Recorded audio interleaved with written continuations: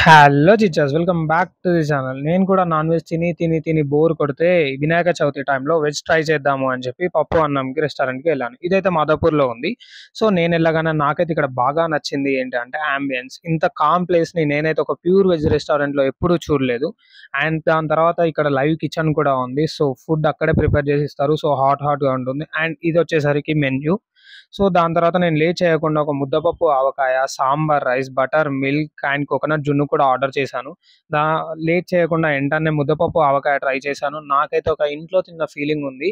హాస్టల్‌లో ఉండి తిని బోర్ కొట్టింది కదా! ఎప్పుడైనా మీరు రిఫ్రెష్‌మెంట్ కోసం ముద్దపప్పు, ఆవకాయ ట్రై చేయాలంటే ఇక్కడికి రండి. అండ్ దాని తర్వాత సాంబార్ రైస్ అయితే ఎక్సలెంట్ ఉంది. నా ఎక్స్‌ప్రెషన్ చూస్తేనే మీరు కనిపెట్టేయొచ్చు. అండ్ సాంబార్ రైస్‌కైతే నేనైతే 10/10 ఇస్తాను. దాని తర్వాత the worst in the menu ఏంటి అనంటే ఈ కోకోనట్ జున్నుయే. ఇదైతే ₹69 కాస్ట్ అనుకుంటాను.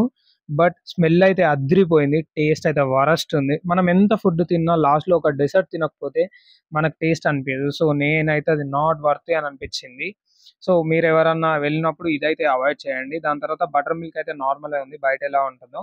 సో, నేనైతే ఈ ఐటెమ్స్ ఆర్డర్ చేశాను. బిల్ మీరే చూడొచ్చు. For more videos please subscribe to Chicha Box. Thank you.